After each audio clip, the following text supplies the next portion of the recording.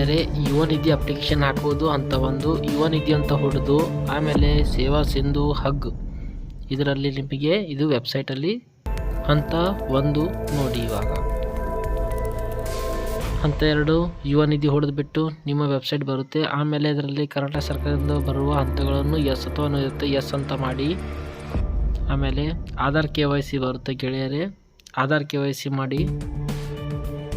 ನಿಮ್ಮ ಆಧಾರ್ ಸಂಖ್ಯೆಯನ್ನು ಹೊಡೆದು ಆಧಾರ್ ನಂಬರನ್ನು ಹೊಡೆದು OTP ಹಾಕಿಬಿಟ್ಟು OTP ನಂಬರ್ ಹೊಡೆದು ಹಂತ 4 ಆಧಾರ್ ವಿವರವನ್ನು ಪಡೆಯಿರಿ.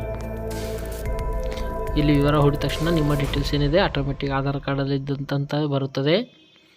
ಹಂತ 5 ಆಮೇಲೆ ನಿಮ್ಮ ಡಿಪ್ಲೊಮಾ ಪದವಿ ಆಗಿದ್ದರೆ ಪದವಿ, ಡಿಪ್ಲೊಮಾ ಹೊಡೆದ್ಬಿಟ್ಟು ನಿಮ್ಮ ಯೂನಿವರ್ಸಿಟಿ ಯಾವುದಂತ ಚಾಯ್ಸ್ ಮಾಡಿಕೊಂಡು ನಿಮ್ಮ ಡಿಗ್ರಿ ಮಾರ್ಕ್ಸ್ ಕಾರ್ಡ್ನಲ್ಲಿರುವ ಮುಗಿದಿರುವ ಜಸ್ಟ್ ಹಾಕಿಬಿಟ್ಟು ಇಲ್ಲಿ ಸಬ್ಮಿಟ್ ಮಾಡಿ.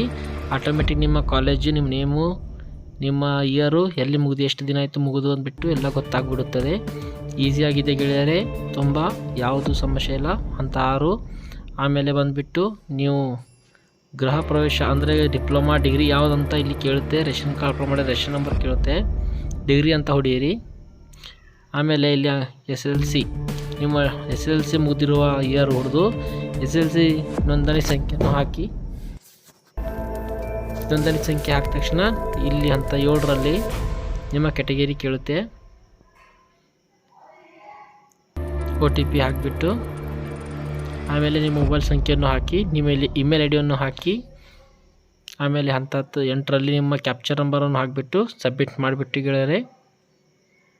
ಸಬ್ಮಿಟ್ ಆದ ತಕ್ಷಣ ಇಲ್ಲಿ ನಿಮ್ಮ ಅಪ್ಲಿಕೇಶನ್ ರೆಡಿಯಾಗಿದೆ. ಆಮೇಲೆ ಸಬ್ಮಿಟ್ ಹೊಡೆದು ನಿಮ್ಮ ಪ್ರಿಂಟನ್ನು ತೆಗೆದುಕೊಳ್ಳಿ. ಧನ್ಯವಾದಗಳು. ಸಬ್ಸ್ಕ್ರೈಬ್ ಮಾಡಿ.